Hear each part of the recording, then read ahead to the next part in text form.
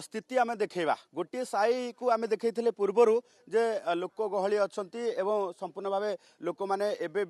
जदि देखा भयभीत अवस्था अच्छा किंतु समस्ते एकाठी अच्छा ये गोटे पट साई जो साई कथा कहुचे साईर लोके अपर साई आ गोटे साईर लोक को आक्रमण कर ये साई संपूर्ण भाव जनशून्य हो जाए कौन भी गोटे लोक को देखा मिलूना कारण गिरफ्तारी भयर हो कि आक्रमण भयर हो एमाने वर्तमान गाँव संपूर्ण भाव कुआड़ू बाहरी जाइछन्ती एवं कह जाउची जे समस्त गाँव बाहरी इठी देखिबा आमे ताला पड़िछि घरे एवं प्रत्येक घरे ताला पड़िछि गाँ वर्तमान ये गोटे साई जनशून्य हो जाइछि कारण गिरफ्तारी भय हो कि आक्रमण भय हो एई भली भाबे 4 मास पूर्व आमे जो देखिथिले जे संपूर्ण गाँ गिरफ्तारी भୟରେ ଏଇଭଳି ଭାବେ ତାଲା ପଡ଼ି ଯାଇଥିଲା ସମସ୍ତେ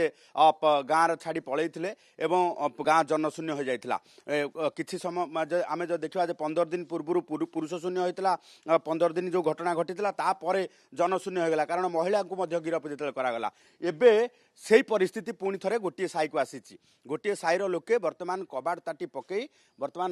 ଯଦି ଆମେ ଦେଖିବା କୌଣସି ଲୋକଙ୍କୁ ଦେଖିବାକୁ ମିଳୁନାହିଁ ପୋଲିସ ପଇଁତରା ମାରୁଛି ଆମେ ସେ ଦୃଶ୍ୟ ଦେଖେଇବୁ जो साई रे आमे वर्तमान बुलुचु से साई रे गोटे पटे आमे देखिबा जे फोर्स मूवमेंट करूची फोर्स आमे देखैबा को चाहिबे कैमरा पर्सन कहबा को चाहिबे जे फोर्स मूवमेंट जो होची फोर्स मध्य एपटे मुतयन रहिछंती कारण एपट घर जेहेतु सब गुडिक वर्तमान ताला पड़िकी रहिछि समस्ते भयभीत अवस्था मध्य रहिछंती कारण एमानक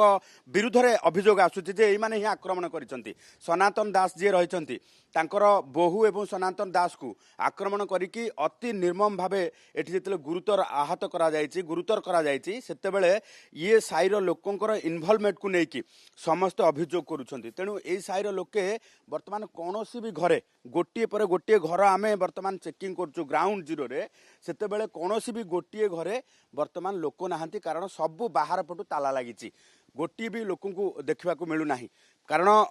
गिरफ्तारी भय हो पुलिस जितेबाला काली राति 10टा बेले आसी प्रथमे फ्लाग मार्च करिछि फ्लाग मार्च करबा परे जदि देखिबा जे लोक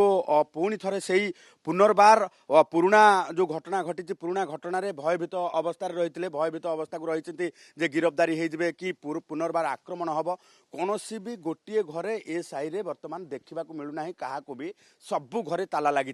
तेणु एभली स्थिति रे पुणी थे पद्मकेशरीपुर जदि देखा जे अशांत होइछि एवं अशांत होगा सहित भय वातावरण आसी सहित से पुराना अभियोग जे शुद्ध कारबार को लेकिन आक्रमण होती जो पुनर्बार ए घटना घटी तेणु 4 मास पर पुणी थे अशांत होबार कारण जितेबाला देखा जाउछि सेतेबेले कारणटी होउछि जे सेही घटना को लेकिन जो घटना को लेकिन शांति कमिटी बसितला।